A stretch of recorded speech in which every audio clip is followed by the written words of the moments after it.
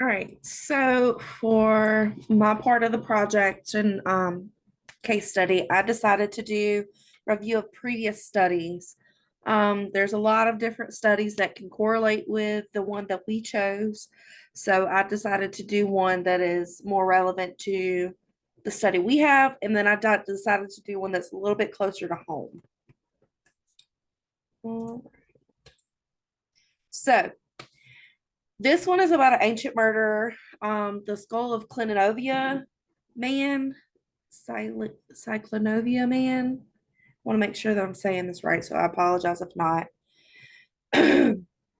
Was a mystery that came about um, around the Second World War. The miners were sitting there and they were going through a cave in Romania and found this skull that was dated back to 33,000 years old at that time. Um, uh, Cyclonovia,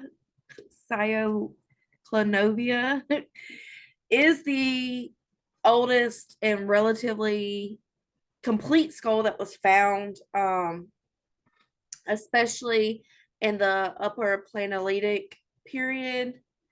Um, so that was one of the skulls that was most comparable to our case. Of course, our case study has more parts found rather than just a skull being found, but um, in a minute you will see how they compare to one another. So the reason that these compare is that the fragments of the bones were able to be identified that way using the CT scans, um, just like they used with the study that we have chosen. They were able to see with these CT scans that there were no signs of healing around the fractures. That rules out that the injury was a prior to death issue. This is going to be an issue that happened and post-mortem healing did not occur. So it didn't have the callousized bone healing fractures that you would see in a skull that was hit prior to death. So you could also see with the CT scans that the backwards into the skull was indicating that the facer was head on.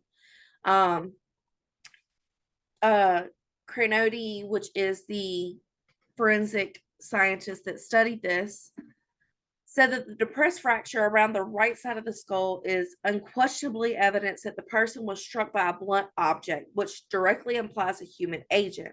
Therefore, I mean, they studied to see if an animal could have done this, to see if it was just a fall.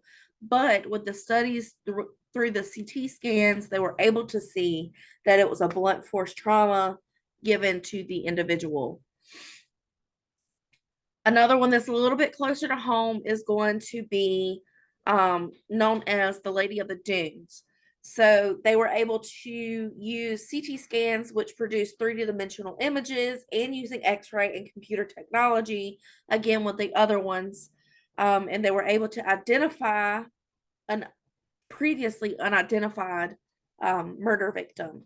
Ruth Marie Terry was also known as Lady of the Dunes, and she was found July 26, 1974, in Race Point Dunes in Provincetown, Massachusetts, United States.